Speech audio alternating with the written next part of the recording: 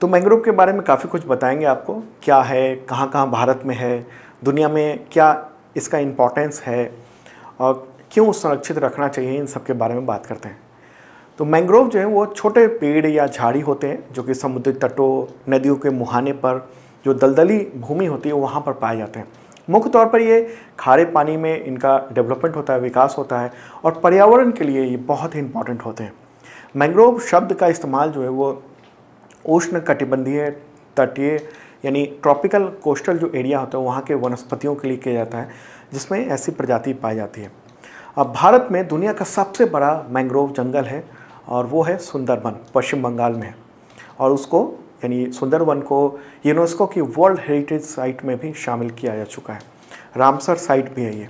तो यहाँ पर पेड़ पौधे की 180 प्रजाति रहती है। एक से बढ़कर एक अनोखे और दुर्लभ जीव पाए जाते हैं। अगर सुंदरबन की ही बात करें तो 9,630 वर्ग किलोमीटर एरिया में फैला हुआ है, जिसमें से अगर जंगल की ही बात करें, मैंग्रोव की ही बात करें तो 4,263 वर्ग किलोमीटर में है। अब बात कर लेते हैं कि भारत के किन किन राज्यों में मैंग्रोव वन है। तो 10 राज्यों में जितने कोस्टल एरिया हैं वहाँ पर या फिर कहें केंद्र शासित प्रदेश में शामिल है। 10 राज्य और केंद्र शासित प्रदेश। तो सबसे ज़्यादा जो मैंग्रोव के जंगल हैं वो है पश्चिम बंगाल में। आप मेरे बगल में मैप देख रहे हैं, उसमें जो सबसे ज़्यादा ग्रीन है, ग्रीन स्टेट है, वहाँ पर सबसे ज़्यादा है। और जैसे जैसे कलर डाउन होता गया है, हल्का होता गया है कलर, वैसे वैसे उनकी रफ्तार कम हो गई है ओके मैंग्रोव की।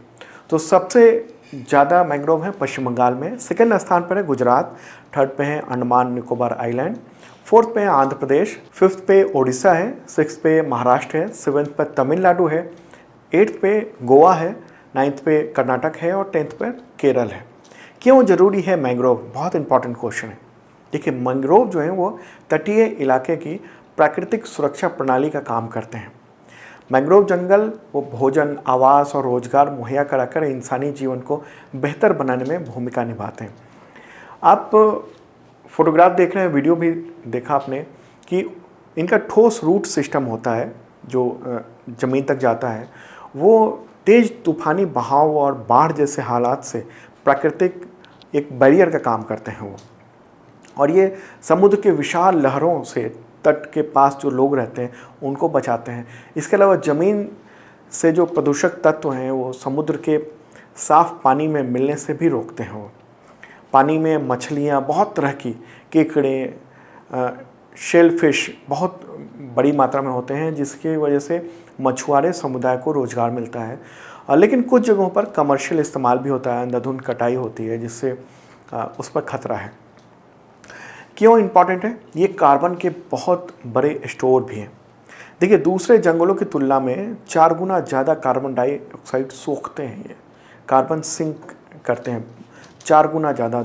मैंग्रोव के पेड़ मरने के बाद भी पानी के नीचे मिट्टी से ढक जाते हैं, तो इसकी वजह से इसके सड़ने पर कार्बन जो है वो वायुमंडल में नहीं जाता है। तो इस तरह से कार्बन को स्टोर करने की बड़ी भूमिका मैंग्रोव के जंगल निभाते हैं।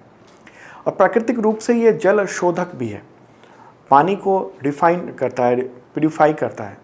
पानी के अंदर जड़ों का पूरा जाल मैंग्रोव बनाते हैं। उसकी वजह से स्पंज, शंख, मीन, शेलफिश ये सब चिपके रहते हैं। ये जीव पानी को छानते रहते हैं एक तरह से, और पोषक तत्व को अलग कर देते हैं और समुद्र के पानी को एक तरह साफ करते रहते हैं।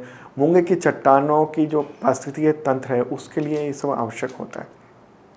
मैंग्रोव का जो वन है वो तलछट में धातु तत्वों को पानी से सोख लेते हैं और उसको रोकने का काम करते हैं, पानी को बेहतर रखने का काम करते हैं।